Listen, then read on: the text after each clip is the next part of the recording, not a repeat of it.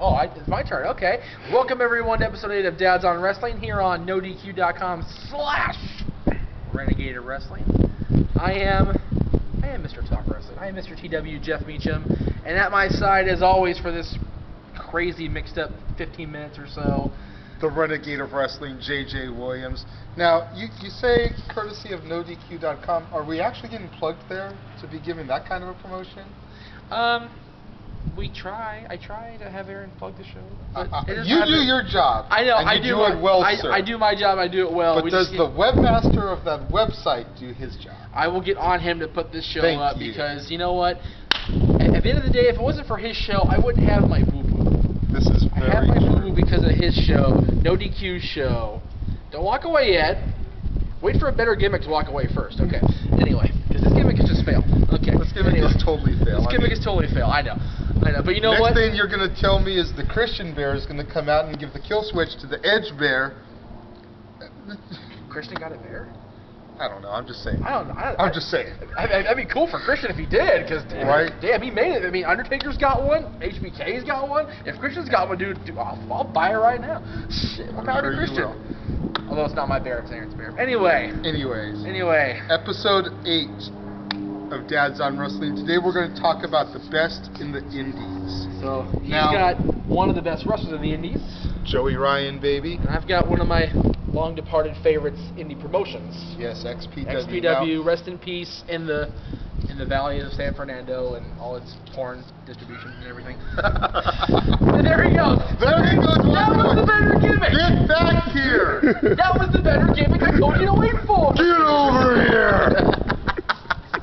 He waited for the better gimmick. I'm proud of him. Okay. I just want to go ahead and clarify because everybody's got a different definition of what indies are. We were discussing this just before we came on the air here. Yes, sir.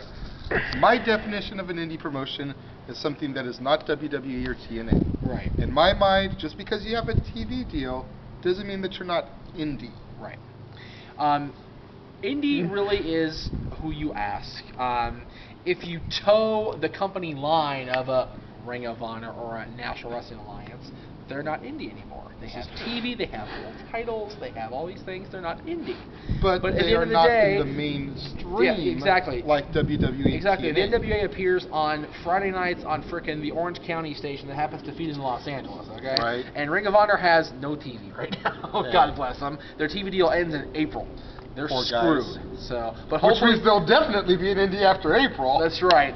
But So, hopefully a major TV will pick them up. Yes. Because Ring of Honor, if you've not seen Ring of Honor, and I am guilty of not seeing a whole lot of Ring of Honor.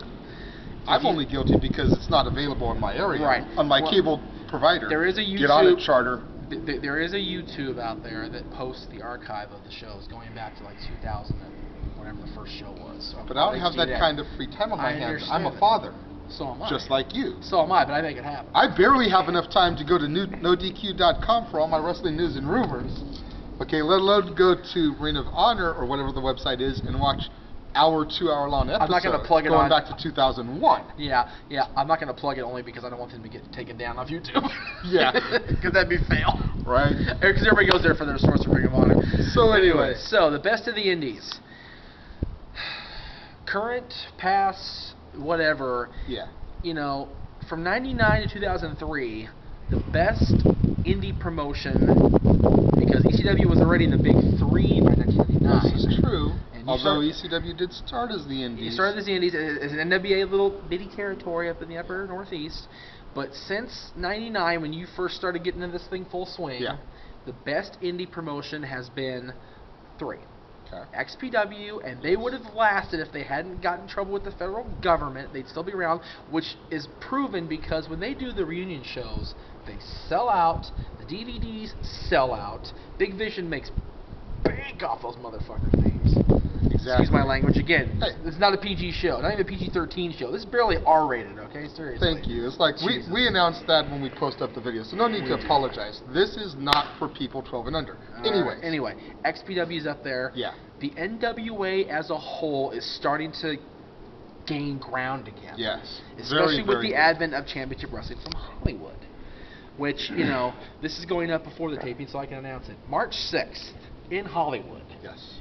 Colt Cabana, Adam Pearce for the World Championship. Pearce is the champion. For those of you that don't know, if you're under a rock, climb out from under it, watch this match at the show or on TV when it airs. Hey, I've been promoting this on Renegade quite a bit. Yes. Telling people, go to nwahollywood.com. You can watch the episodes there each week. You can see the Wild World Champion Lucky O'Shea, among other people. I know. You're welcome, Travis. But Pierce and Colt in a match where if Pierce loses in any way, count out or DQ in addition to submission, he is no longer the champion. If he makes it past this championship reign, past this title defense, he will have reigned for over a year again. You know, God bless the long reigning champions of the world. Thank you. The NWA champions like Ric Flair that would reign for a year plus. Because let's be honest, for a while there, the NWA World Heavyweight Championship was a joke. It was.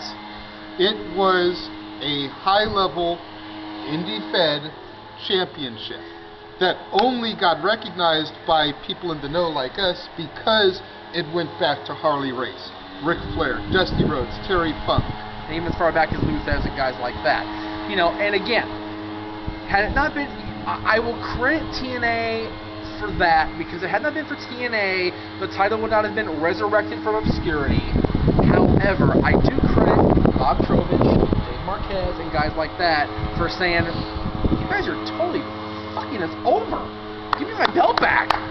And the original plan, from what I hear, and this is not a factual statement, this is just my opinion, it was going to go to Bryan. And Bryan hurt his eye. But they found a hell of a sub in Adam freaking Scrap Iron Pierce, baby. I'm telling you, that guy has carried that company for over 3 years. And I was not a huge Adam Pierce fan before I went to my first NWA taping. Adam Pierce sold me on himself with his work rate, his promo abilities, and his heel skills. He is, dare I say, one of the best heels on the indie circuit right now, bar none. And Adam Pierce is one of those guys where, thank God, there's a difference between kayfabe and reality. I hate to blur the lines. We'll talk about that in a later show. Adam Pierce is one of those guys where he is such a ruthless, conniving bastard on the shows. When you get him backstage, dude, I sat there and waited for him to take a picture belt to belt. You see that picture on my Facebook, y'all. And he was like, dude, just come in the locker room and tell him bullshit. I don't know if I should tell the story or not, but I'm going to. Go ahead. We got some time. I said, is this the belt that Shane... He's like, yeah, how much you want for it? I'll sell it to you right now. And Marquez is going, oh my God! He's obviously the NWA belt right there. Likewise, I've got a great NWA story with Adam Pierce. When I went to my first tape, I let LB Kid, who we just saw on the prediction show. Yes, sir. LB Kid got to hold the belt on his shoulder because it had been his birthday a couple days prior. The official 10 pounds of gold, baby. Adam Pierce sees it and can see the signatures on it. And he's like, can I see the belt? I'd like to know who signed it. Okay, so it was your 10 pounds of gold, not... It was my 10 pounds of gold. Oh, okay. Okay, my replica. Which looks like a good one like mine, yeah. And the LB Kid was reluctant to give it to him. He kind of looks at me for permission, and I'm like, he's got his own world championship. Dude. And Pierce is like, yeah, I've got my own fucking belt. Give me that. Just snatches it off the kid's shoulder. I haven't heard this part of the story. That's funny. Classic, epic Pierce right there. Epic Pierce and vintage Mikey right there. Yeah. So anyways, back to the best in the indies though. I agree with you. You gotta... Adam's up there, but you know what? This guy right here, Joey effing Ryan, Joey Magnum Ryan, the technical wizard Joey Ryan. Don't forget Joey Blaylock. Joey Blaylock, that's right, baby. You thought we forgot about that one, didn't you, Joey? Well, match is over. Okay, anyway. And then the infamous Joey Ryan, 10 minutes of fame against John Morrison. Yeah. Or what is it, Johnny Nitro? I don't know if it was Morrison or Nitro back then. But it was one of those. It was one of those. God bless Joey. And you know what? The rumor is, we'll see him Monday nights at 11 o'clock. Yes. That's the rumor. There's a rumor circulating that he just might be one of the participants for this season's Tough Enough. Along with Miss USA. Anyways. She's from Detroit. She doesn't count. Oh, there you see. Get back here, cameraman. The walk-offs are getting a little bit out of control. Yeah, that's right. Use the force to pull him back. Okay. No more Detroit. So use the force to segue back to Joey. Yeah, exactly. Anyway. You know, whether he's the technical wizard, whether he's Magnum Ryan, Whether he's Hollywood's own, Yes. he is one of the best workers on the scene right now. With the best frost job this side of Michael Cole circa a few years ago. Oh. Yes, but Anyway. getting back to what you were saying prior, there's 3 feds that you consider indie. Oh, yeah. You said XPW, NWA, and of course the top indie fed in the world. Ring of Honor. Again, I haven't seen a lot of Ring of Honor, so I can't give it a whole lot of plug and prestige and whatnot. And again, I don't watch Japanese wrestling. I don't watch Mexican wrestling, except what I know about Dos Caras and the fact that his first word was Destiny, apparently.